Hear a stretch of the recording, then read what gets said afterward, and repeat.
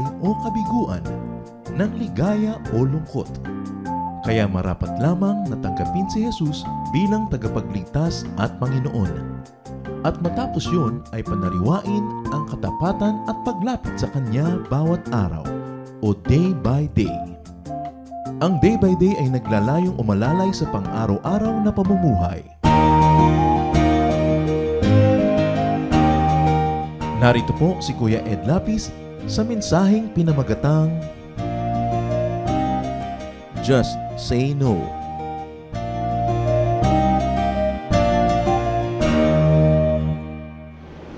Oceans part so that the people of God may pass.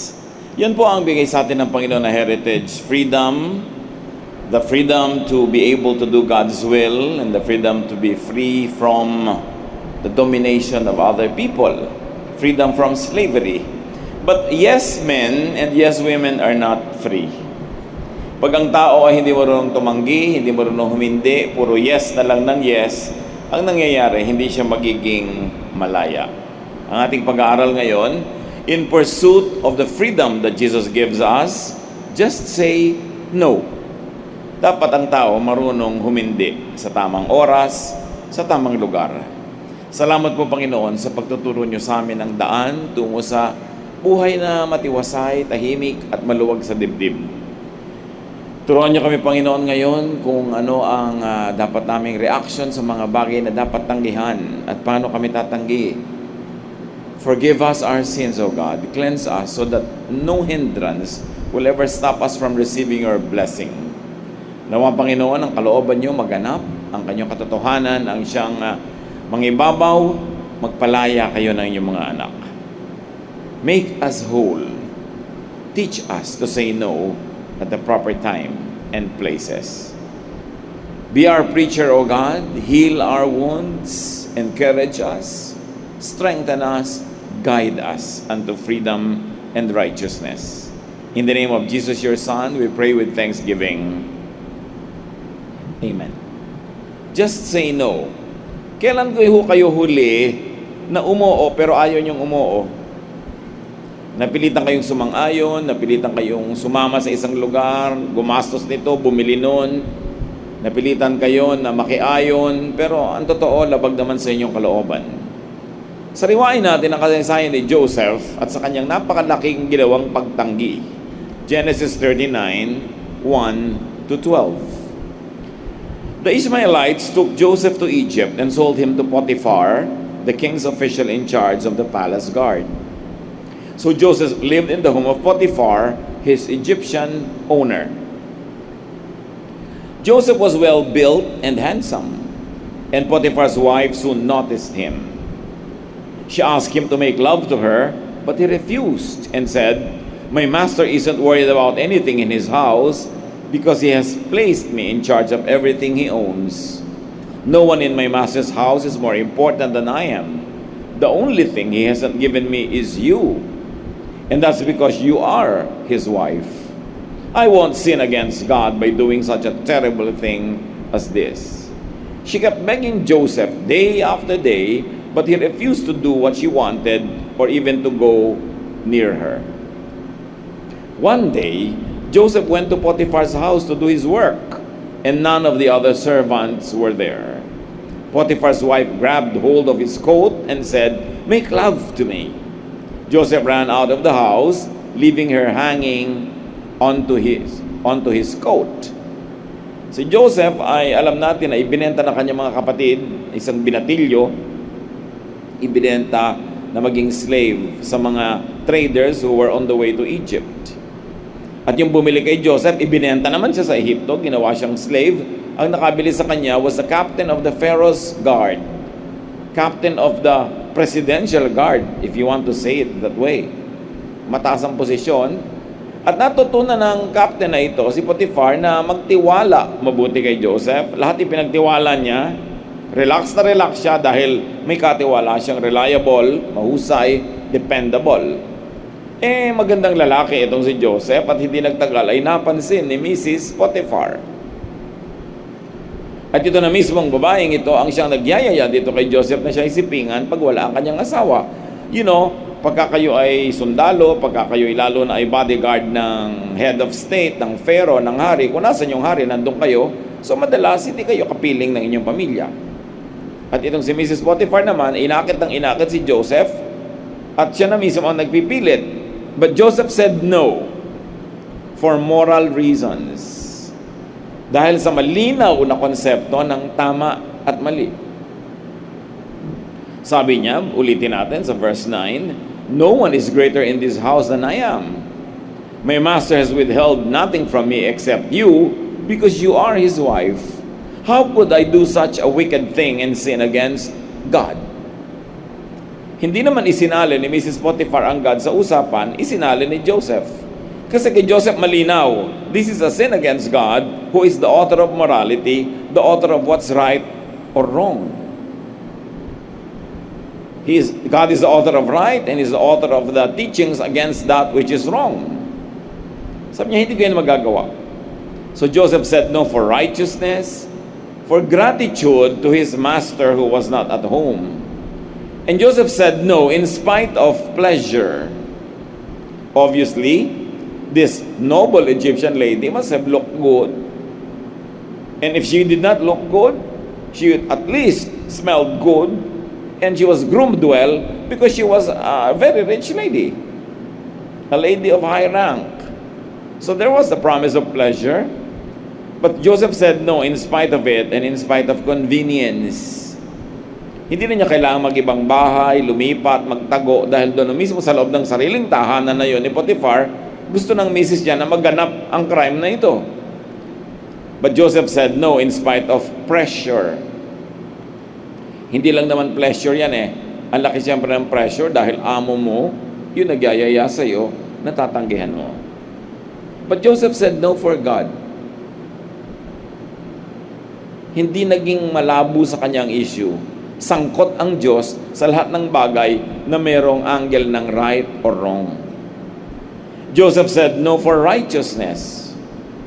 Dapat matuwid. Ang layo-layo niya sa kanyang sariling pamilya, sa kanyang sariling tahanan, sa kanyang relihiyon. Maaring nag-iisa siya doon na mananampalataya ng Diyos, ng Israel. Pero hindi niya nilimot kung anong tama at mali. Joseph said no for conscience. Kaya paano ko magagawa yan eh? Ang buti-buti sa akin ng asawa mo. Paano ko siya pagtataksila ng ganyan? And of course, Joseph said no for well-being. His own well-being. Dahil mahirap naman siyempre banggain yung asawa ng babaeng ito. Ang taas-taas ng ranggo. Anong mangyayari sa'yo pag nahuli ka niyan? And Joseph said no for common sense. Hindi niya dapat sirain ang maganda niyang pagkakataon dito sa Egypt. Slave siya nagsimula. Ngayon, administrator siya ng isang great household. Sayang naman kung i-risk mo para lang dito sa ganitong uri ng panandaliang kasiyahan. Joseph said no to all of those. At tayo mga kapatid, today, in our life today, we should learn to say no. Say no to what you do not like. Say no to what you do not want.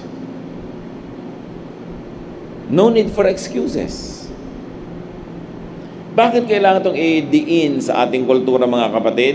Sobra tayong lumaki sa po at opo. Maganda, pero anumang bagay na sobra, hindi na maganda. Hindi tayo naturoang tumanggi sa ating mga elders, sa ating mga magulang, sa ating mga lolo't lola, sa ating mga ninong, ninang, tita, tito, minsan pati sa kapatid. Hindi tayo naturuan yan. Kaya siguro, isa na tayo sa mga pinakamadaling abusuhing tao sa balat ng lupa.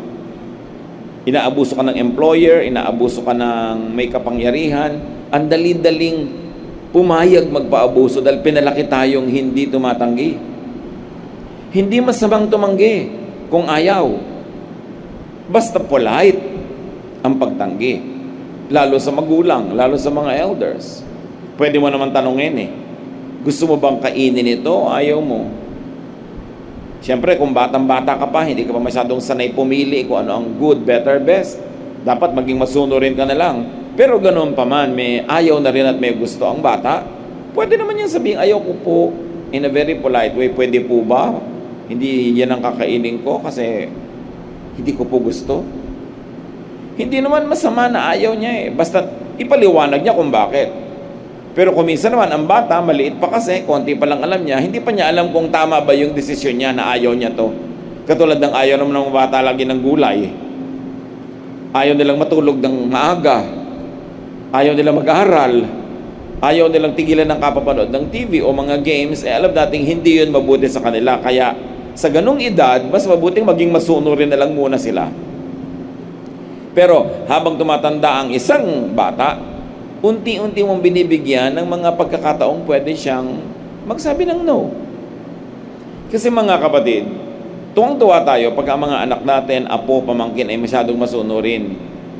Kasi madali silang disiplinahin, madali silang paggawain ng mabuti, pag-aralin, ilayo sa mali, sa panganib.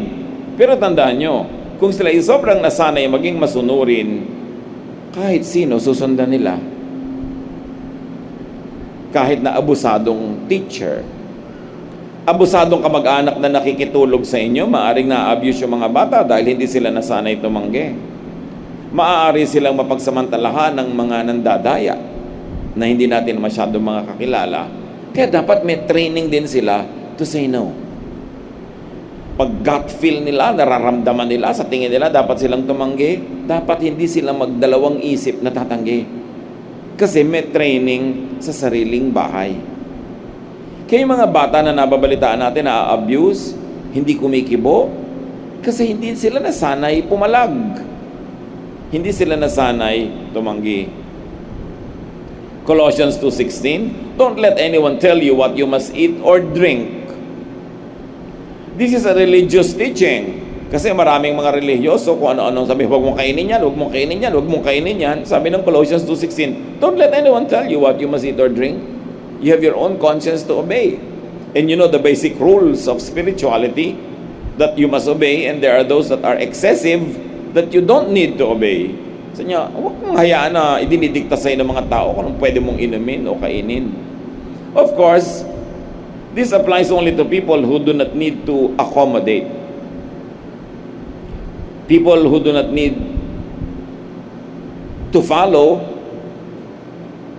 Pero pagka syempre ang sangkot ay mga tao who are professionally above us, we report to them. People who we are committed to, like a husband or a wife, or people we are indebted to, kaya mahirap yung may utang na loob, up to a point, nagbibigay ka talaga kahit ayaw mo. Pero kailan ka talaga tatanggi? Kaya ang nagsasabi sa iyo may utang na loob ka, kay employer mo, kay magulang mo, pag ang ipinapagawa sa iyo, alam mong mali, masama sa iyo, masama sa iba, lalo legally, criminally wrong, and morally wrong. Nung araw, meron ako na-counsel na dalagita Alam niyo yung pinapagawa sa kanya ng nanay niya? Gusto siyang gawing prostitute. Sabi ko, huwag mong sundin ang nanay mo. Pero di po ba, sabi, honor your father and your mother? Yes, honor. And this time when you don't obey her, that's when you honor her. Because when you obey her, you dishonor her. Nagpapagawa siya ng mali. Mali din ang gagawin mo. Pareho kayong na-dishonor. Pwede po ako mag-disobey, hindi magagalit ang Diyos. Sa palagay mo, matutuwa ang Diyos sa maging prostitute ka dahil sabi ng nanay mo. Sabi ng nanay niya, alam mo anak, yung virginity mo, ibibigay mo lang sa boyfriend mo, TY. Ibenta na lang natin yan. Diretso! Second, no, don't obey her. Kasi katawan mo yan, sarili mo yan. It is your right and your duty not to prostitute yourself. Kailangan nga kasi may training din na tumanggi Kasi kung minsan alam na alam mo ng mali, sumusunod ka pa rin only because you don't have the inner strength to say no. Paano naman yung sabi ng Matthew 15:4? For God said, honor your father and your mother. As we have said, you honor them when what they want you to do is not dishonorable. But of course, as far as you can, hanggang hindi naman talaga masama, natitiis-tiis mo, nakakaya mo, dapat talagang maging masunurin at pagbigyan ng mga magulang. Depende sa request. Pero hindi lingid sa inyo mga kapatid, na kung minsan ang pinakaabusadong tao sa buhay mo ay sarili mong magulang. Parang wala nang hangganan ang gagawing paniningil sa iyo sa pagpapalaki sa iyo. Wala nang sagad-sagad na. Kulang pa rin at kulang at hindi pa rin sila nasisiyahan. Yan ang dapat, marunong ka na maglagay ng mga hangganan. Pag ang sobra ng nasasakripisyo ang iyong sarili, ang iyong kalusugan, o ang iyong kinabukasan, at alam mong pinagsasamantalahan lang, nawawaldas lang, nalulustay, may dapat marunong ka na rin tumanggi.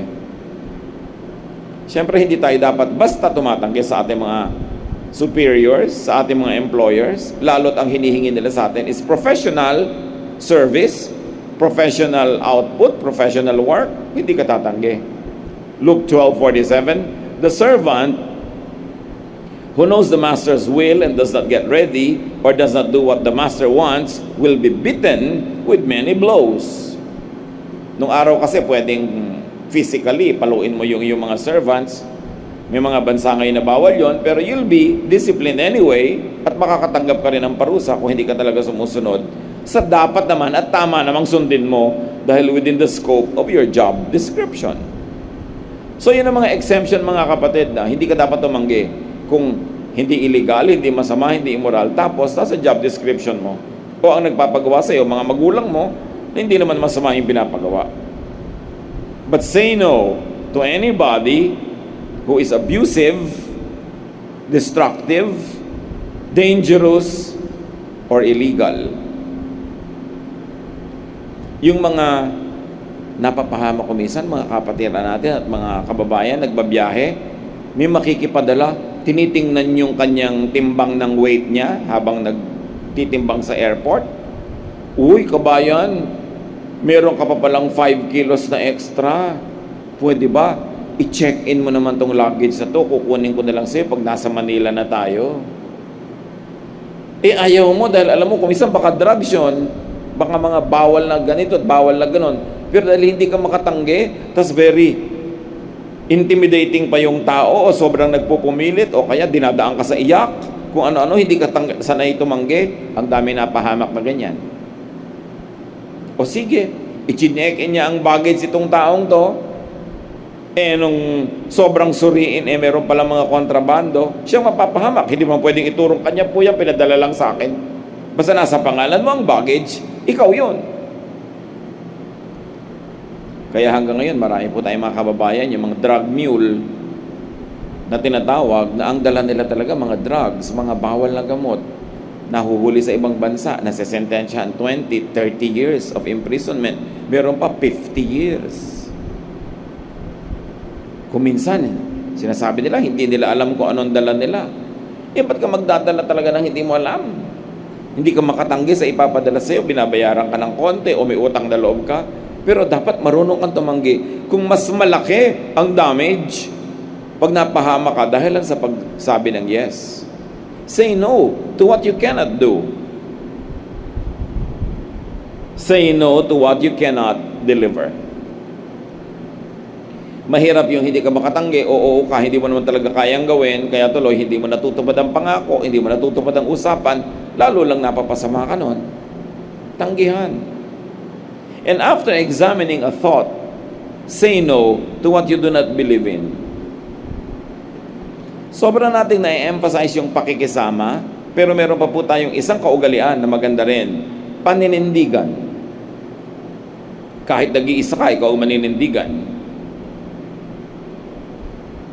Ayaw mo, hindi ka naniniwala, hindi mo kailangan gawin. 1 Timothy 4:7, don't have anything to do with worthless, senseless stories. Kung talagang walang appeal sa iyong kwento, ang teaching, sometimes doktrina, hindi mo kailangan sundin kung hindi ka naniniwala. Hindi mo kailangan maging conformist, maging yes man, yes woman. Ano ngayon, wala kang kakampi. Kaya nga dapat mga kapatid, childhood pa lang sinasanay natin ang bata. Anak, di baling wala kang kakampi, basta manindigan ka doon sa pinaniniwalaan mo o sa tama. Huwag kang laging naghahangad na mamalimos ng approval ng iba, ng acceptance ng iba. To the point na nilalabag mo na ang sarili mong konsyensya para lang matanggap ka ng mga taong gusto mong tumanggap sa'yo. Say no to what would stretch and stress you too much. Tayo ang nakakaalam mga kapatid kung hanggang saan ang kaya pa natin gawin, ano pang abot ng ating lakas, ano pang abot ng ating magagawa. Pag hindi na talaga, say no. Yun lang pautang. Kung talagang wala kang ipapautang, aagawin mo lang sa isang kailangan mo rin, say no. Lalo yung nagpapagaranti sa'yo ng utang niya, gagawin kang garantor. Ang linaw nga ng sabi sa Bible say no. Don't ever be a garantor. Paano po? Baka magtampo. O sige, sa ayaw mo magtampo, mag-garanti ka ng utang niya. Pag hindi niya binayaran, ikaw magbabayad. Baka ikaw naman ang magtatampo sa kanya. Kasi kung ipagtatampo niya na ayaw mo na isubo ang sarili mo sa pananagutan, walang kang kwenta sa kanyang paningin. Ang mahalaga lang sa kanya yung pangangailangan niya, balewala sa kanya yung takot mo o yung fear mo o yung valid reason mo not to become a guarantor. Proverbs 6:1-5. My child, suppose you agree to pay the debt of someone who cannot repay a loan. Then you are trapped by your own words, and you are now in the power of someone else. Here is what you should do. Go and beg for permission to call off the agreement. Do this before you fall asleep or even before you get sleepy. Save yourself, just as a deer or a bird tries to escape from a hunter. Biblical, say no when people would like to make you a guarantor for their loans. Maraming mga nagkasira magkaibigan dahil nag-guarantee ka tapos hindi siya nagbayad, ikaw ngayon napahamak, nagkasira kayo. Di mabuti pa magkasira na kayo bago ka mapahamak, bago ka mag-guarantee. Kung magagalit siya sa'yo dahil ayaw mo mag-guarantee, doon na kayo magkasira. Kesa kung kailan, eto ka na ngayon. May kilala po ako, isang pamilya na nung namatay ang husband, sa bait ng husband, sa mga ginaranti niya na loan ng iba, itong pobreng byuda, may konting ari-arian sanang natari ang asawa, ibinenta pa para ibayad doon sa mga utang ng iba na ginarantihan ng husband niya. At yung bang mga may utang, nagbayad ever? No. Lugi ka rin naman kung sobrang bayad ng asawa mo, yung mga kabuhayan nyo, ipinamimigay na halos, o hindi makatanggi kahit kanino. Kayong pamilya, ang ending nyo, nakatunganga kayo na wala kayong magastos, wala kayong mga pangangailangan. Kasi sobrang mapagsabi ng yes ang isang member ng family. Malinaw sa Bible, sabi, don't say yes if they want you to guarantee a loan. Now, may nagtatanong, paano po kung talagang gusto ko naman talaga po i-guarantee? Kawawa naman, naintindihan ko naman. Sige, mag-yes ka, pero huwag sasama ang loob mo kung ikaw magbabayad. Ilaan mo, ihanda mo ang loob mo na ikaw ang magbabayad yan. Kasi yun ang ibig sabihin ng guarantor. Huwag ka magtaka kung biglang hindi siya makabayad at ikaw hinahabol ng mga kolektor. Kasi umuo ka eh. So pwede ka namang umuo pero ihanda mo ang loob mo magbayad. Say no to what is bad, to what is ungood, or what is harmful. Pag alam niyong masama, masama sa ibang tao, masama sa inyong sarili, masama sa planeta, say no. Merong mga gustong mandaya, say no. Hindi ka makatanggi. Pagkatuloy na bisto, kasali ka sa nasasabugan ng problema, you may say no. Titus 2:11-12. For the grace of God has appeared that offers salvation to all people. It teaches us to say no to ungodliness. So kasama rin ang salvation na ibinibigay sa atin ng Panginoon is the empowerment so that we might be saved from having to say yes to any and every ungodly thing. Ephesians 4:27, do not give the devil a foothold. Huwag bigyan si Satanas ng chance na makapanira, maglanding, mamugad sa ating buhay. Say no to anything you believe is wrong. However, you must continue to update your concept of what is wrong or right. Hindi naman ko iniisip nating mali ang isang bagay, mali na nga. Baka we were mistaught, we were misguided, or we probably had a misimpression on the issue. Hindi lahat ng akala natin mali. So, kung may malaki kang tatanggihan, mahalaga sa iyo yung tao, mahalaga sa kanya yung hinihiling niya, tatanggi ka, reviewin mo muna ang sarili. Kung talaga nga bang tama yung pananaw mo, na mali nga yung hinihingi niya. Baka naman mamaya yung paniniwala mo lang pala yung mali, at hindi naman talaga tunay na mali. Baka marami lang naka-influensya sa atin na mag-isip na mali yun, pero hindi pala. But remember, you may obey your conscience. Say no to what would bother your mind, to what would bother your conscience. Kumisan may nagpapasama sa isang lakaran, ayaw mong pumunta dahil hindi ka at ease sa pupuntahan niya, nai-stress ka, isipin pa lang na makikasalamuha ka sa makikasalamuha niya. Why stress yourself for several days before the event? Say no. But remember, say no in the nicest possible way. We can say no to the point that it almost sounds like a regret. And indeed, we must really sincerely regret that we are not able to give what people want or need. But remember, you can and you may say no. Huwag na huwag tayong oo sa isang bagay na labag sa ating budhi. Mahirap kalaban ang sariling budhi. Kung may kalaban ka na isang tao, pag wala na siya dyan, tahimik ka na. Pero ang budhi, dala mo kahit saan, hindi mo siya pwedeng hiwalayan. 1 Timothy 1:19, some people have made a mess of their faith because they didn't listen to their consciences. Nagkagulo-gulo ang pananalig, nagulo ang isip, nalito dahil nilalabag ang sariling budhi. Very importantly, as we have already begun saying a while ago, say no to abuse and exploitation. Huwag kayong pumayag na abusuhin. Hindi nakabaitan yung pumapayag kayong inaabuso kayo. Iba na ang tawag doon. Pinagsasamantalahan kayo, ginagamit kayo. Say no to that. Galatians 5:1, it is for freedom that Christ has set us free. Stand firm then and do not let yourselves be burdened again by a yoke of slavery. Sabi, kaya namatay si Jesus, kaya kayo pinalaya ni Jesus, ay para magkaroon kayo ng buhay na malaya, maluwag. So manindigan kayo at huwag na kayong pumayag pa uli na may mang alipin sa inyo. At anong pang-aalipin yon? Ang context ng Galatians 5:1, mga kapatid, pang-aalipin in a religious way. Yung dinodomina ka in a religious way. Dinidiktahan ka kung anong pwede mong kainin o hindi kainin. Kaya nga sabi kanina, don't let anyone tell you what to eat or drink. May sarili kang pamantayan at konsyensya. May sarili kang pagbabasa ng mga verses na yan. Huwag mong hayaang kontrolin ka ng iba dahil ang pananalig nila ay ganito. Lalo't iba ang pananalig mo.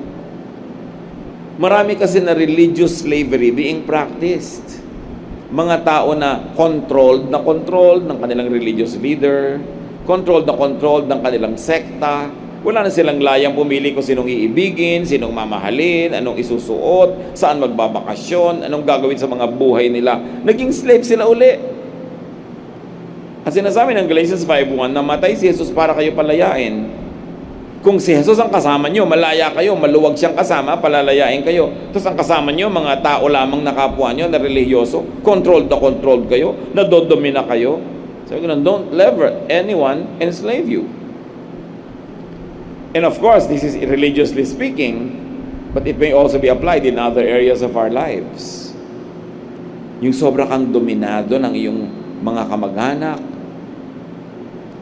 Ganon din, kahit hindi religious ang dahilan. Maraming mga tao, 83 years old na, uy, halika, mamasyal tayo. Ako magagalit ang mami ko. Ha?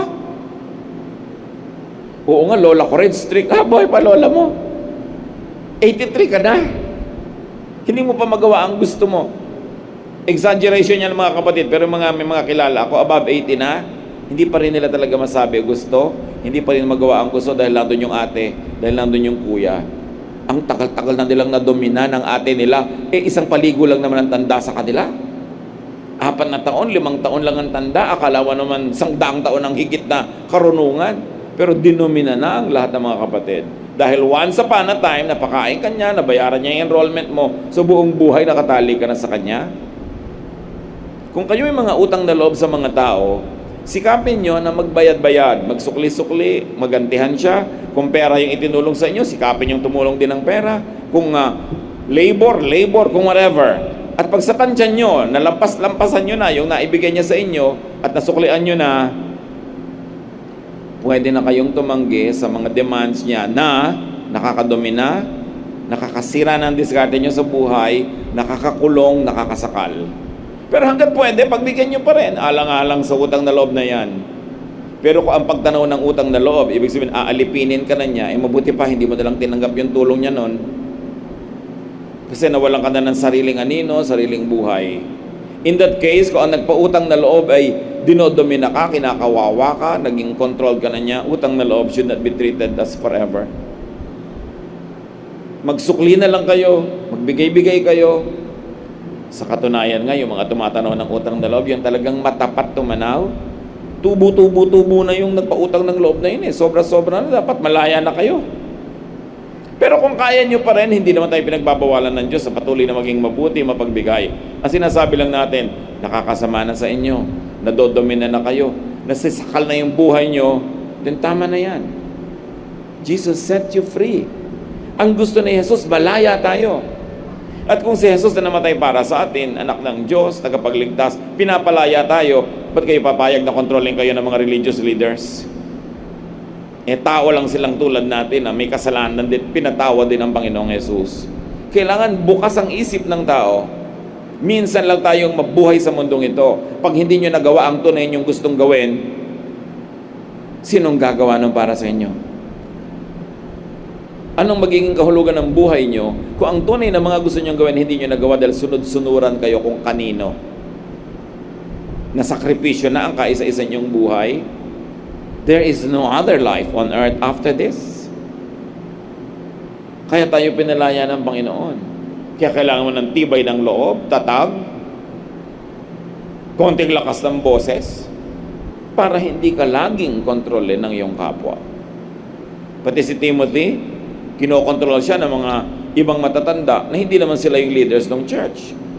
Kaya sabi sa kanya ni Paul sa 1 Timothy 4:12, don't let anyone look down on you because you are young. Ikaw ang may posisyon, ikaw ang masunod. Huwag kang masimi sa kanila dahil mas matanda sila sa iyo. Ikaw ang may otoridad. Kasi iba, bakit? Sino bang mas matanda dito? Alam niyo, yung mga matatanda, dapat nating igalang. Marami talagang alam niya na hindi natin alam.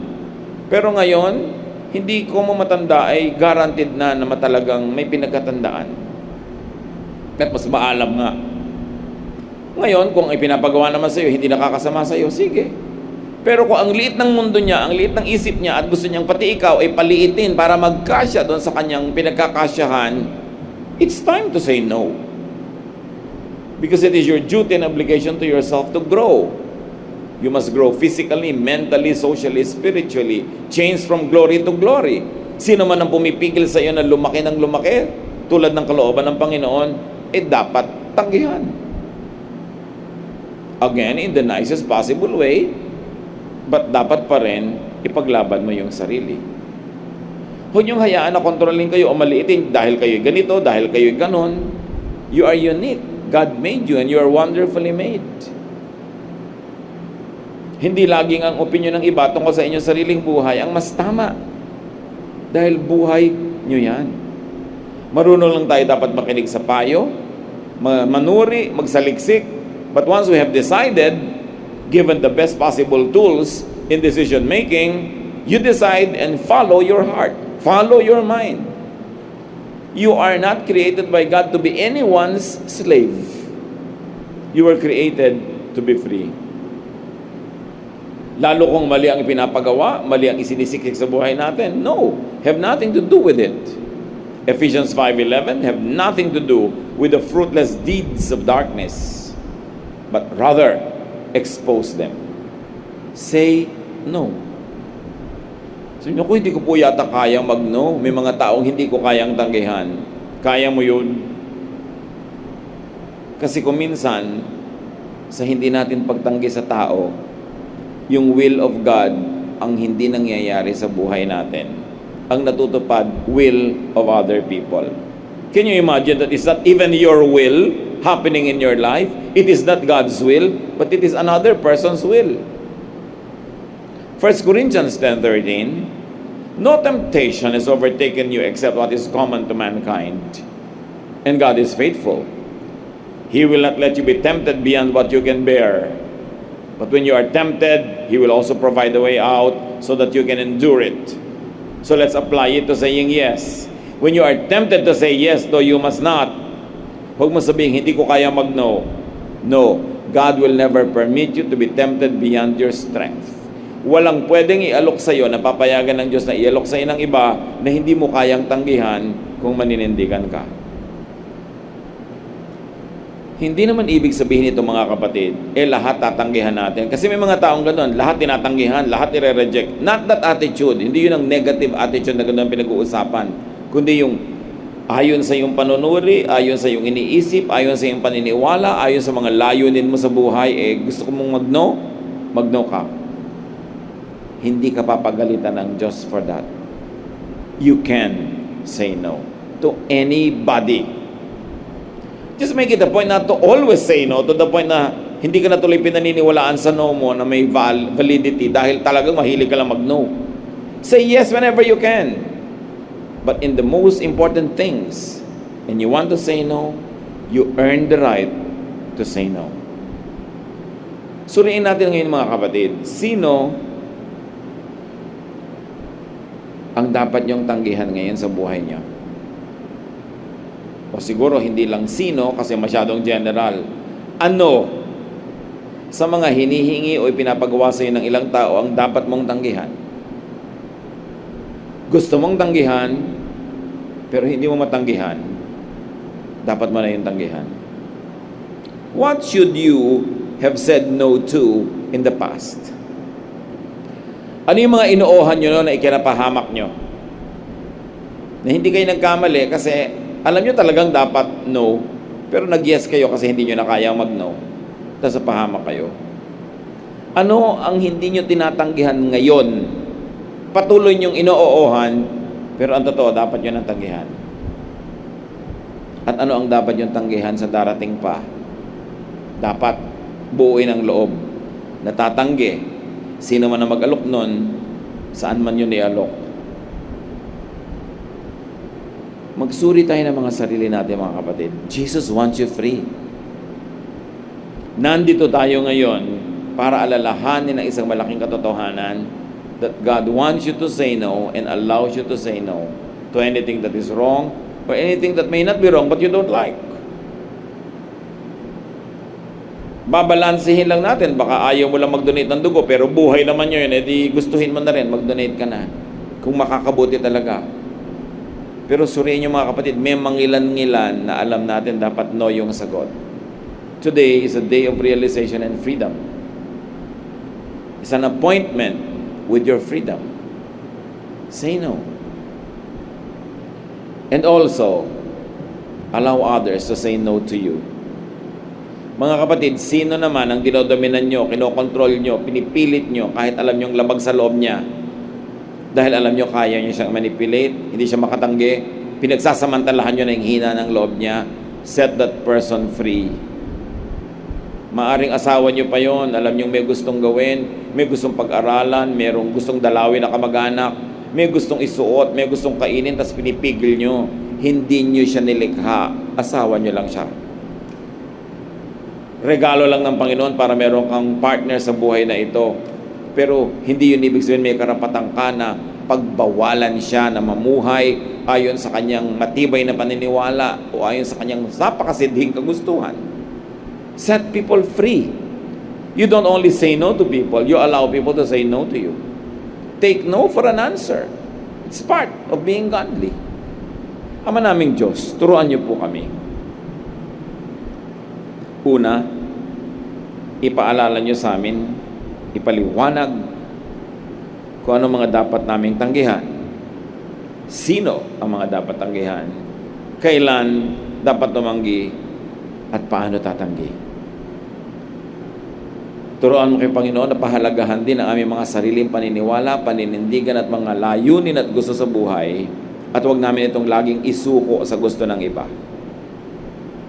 Kasabay nito, suriin niyo rin po kami, Panginoon, kung kami may mga sinasakal, kinokontrol, pinapressure to always say yes to us.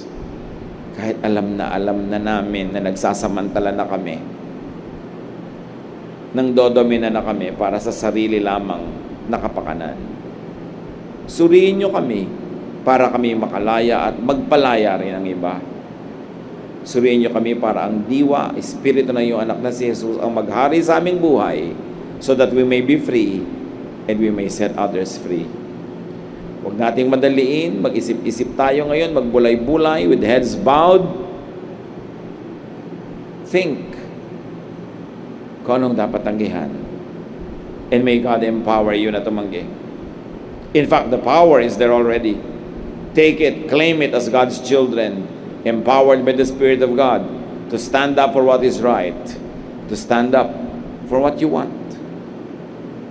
And at the same time, let the kindness of Christ allow you to let people say no even to you.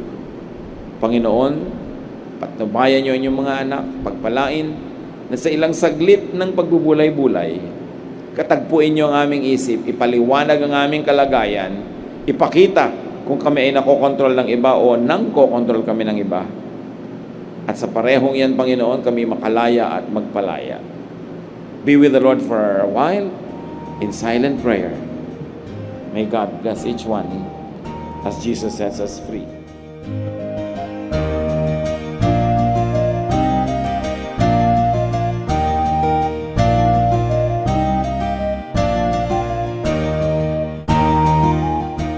Ang katatapos pong mensahe ni Kuya Ed Lapiz ay pinamagatang Just Say No.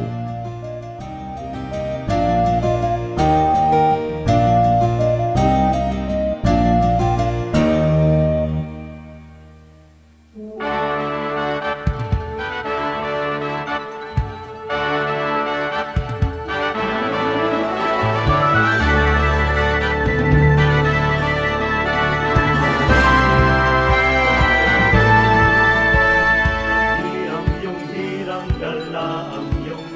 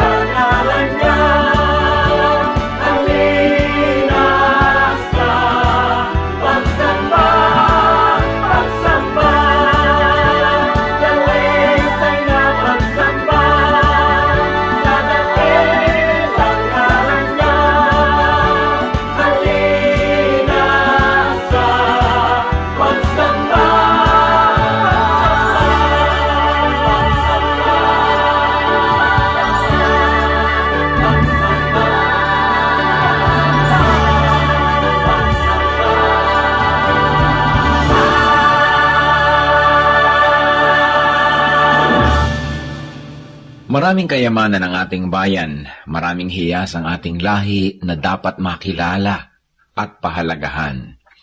Kadalasan meron po tayong parang mababang pagtingin sa ating sarili, sa ating mga ninuno, sa ating mga katutubo, at ito marahil ay dahil lamang sa kulang tayo sa impormasyon o kaalaman, kulang tayo sa pagkilala, kaya hindi natin nakasanayan at kung minsan hindi tayo nagagandahan.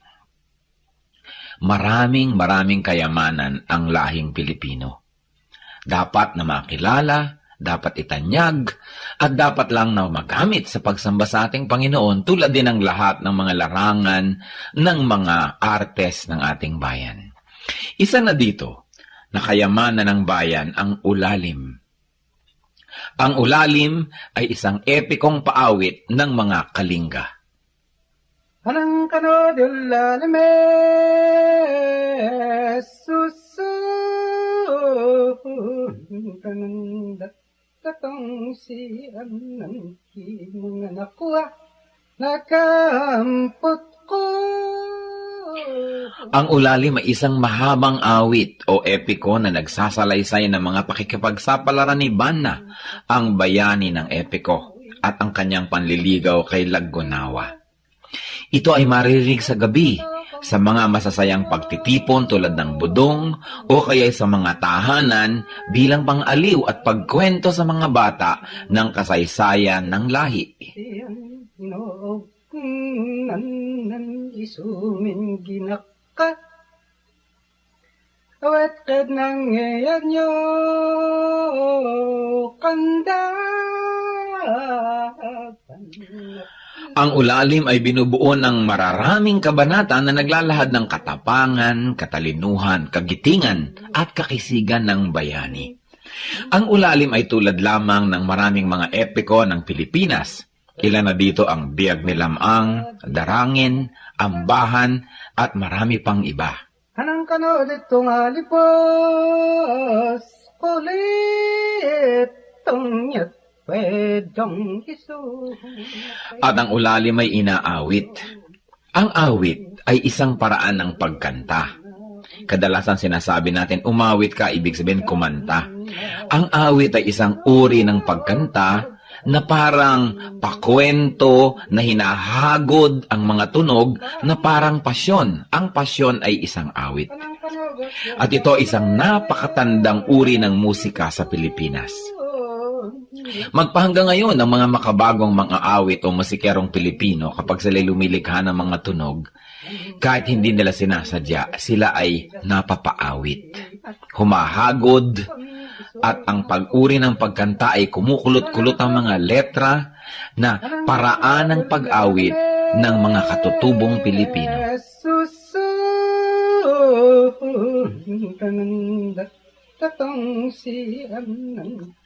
Kilalanin po natin ang mga awit, ang mga epiko ng ating bayan. Hindi tayo salat sa mayamang kultura. Kulang lang tayo sa pag-aaral at kulang lang tayo sa pagkilala. Kung mahal natin ang Diyos ay dapat mahalin ang bayan na ibinigay sa atin. At ang bayang yan ay ang Pilipinas at ang kulturo ng Pilipinas ay dapat kilalanin, itanyag, mahalin, gamitin sa pagsamba. Ulalim, epiko, hiyas ng lahi, kayamanan ng bayan. Isumin ginaka awat kad nang ngayon nyo kanda.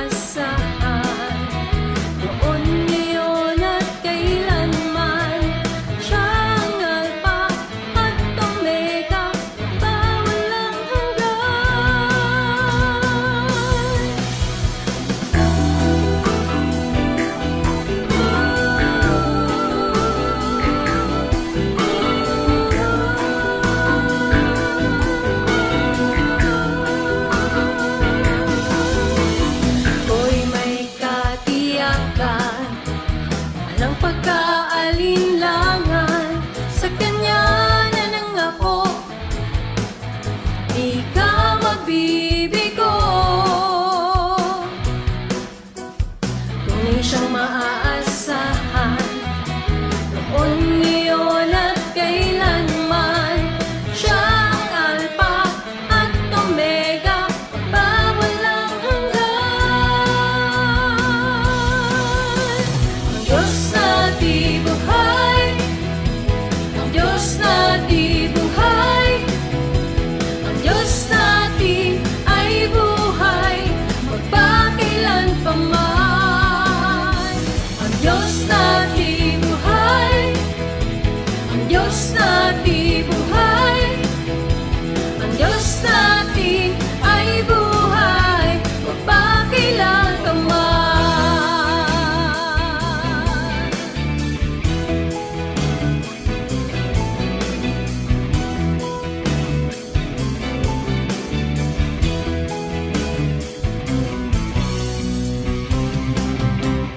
Puso'y may kapayapaan sa gitna man ng kapighatian, pagkat siya ang kasama, ako'y di mangangamba. Purihin ka, O Diyos, kataas-taasan, purihin ka, Jesus, magpakailanman. Siya ang Alpha at Omega, makapangyarihan. Ang Diyos na di buhay, ang Diyos na di buhay, ang Diyos natin ay buhay, magpakailan pa man. Ang Diyos na di buhay, ang Diyos na di buhay, ang Diyos natin ay buhay, magpakailan pa man. Ang Diyos natin ay buhay, ang Diyos natin ay buhay, ang Diyos natin ay buhay, magpakailan pa man. Ang Diyos natin ay buhay, ang Diyos natin ay buhay, ang Diyos natin ay buhay, magpakailan pa man. Ang Diyos natin buhay, siya ay ang Diyos natin buhay, ang Diyos natin ay buhay, magpakailan pa man. Ang Diyos natin buhay, ang Diyos natin buhay, ang Diyos natin ay buhay, magpakailan pa man. Ang Diyos natin ay buhay, magpakailan pa man. Ang Diyos natin ay buhay, magpakailan pa man.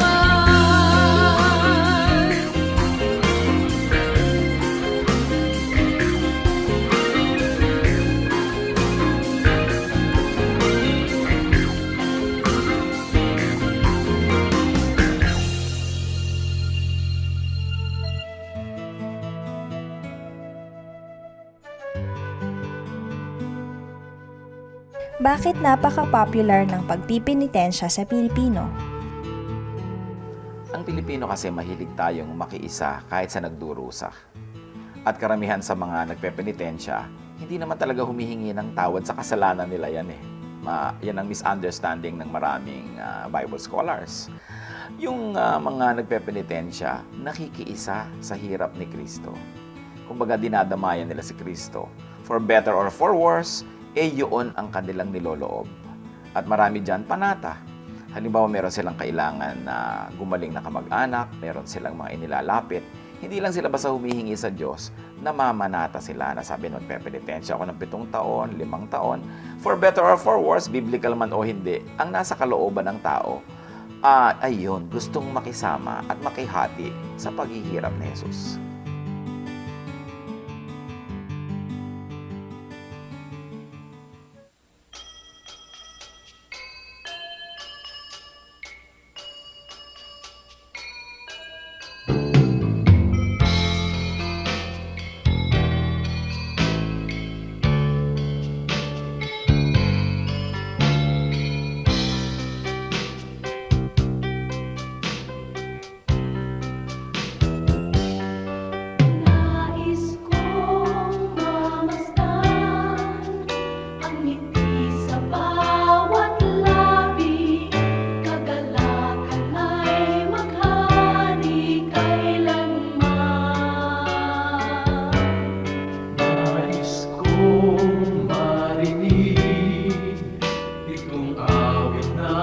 pag-ibig, kabutihan at kapayapaan man. Nang matutunan kong pigilin ang sarili kong minsan, puso ay bigyan ng kahinahunan. Ang katapatan ko nawa sa'yo'y hindi mahihimlay. Mapagtigis na puso, kabaitan ng taglay. Bunga ng Espiritu, mayroon ka ba sa buhay mo? Ang kinakailangan na ipakita ng Kristiyanong tunay. Bunga ng Espiritu, kung wala sa buhay mo, kay Jesus tanggapin mo. Bunga ng Espiritu.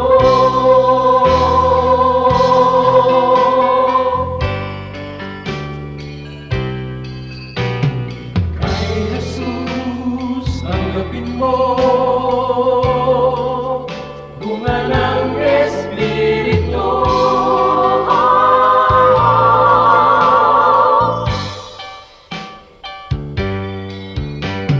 Bunga ng Espiritu, mayroon ka ba sa buhay mo?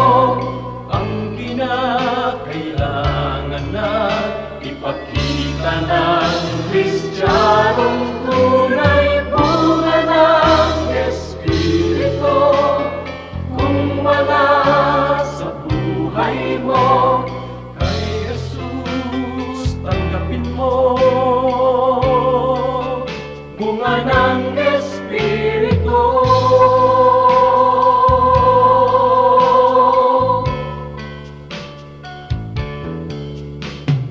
Kay Jesus tanggapin mo. Bunga ng Espiritu.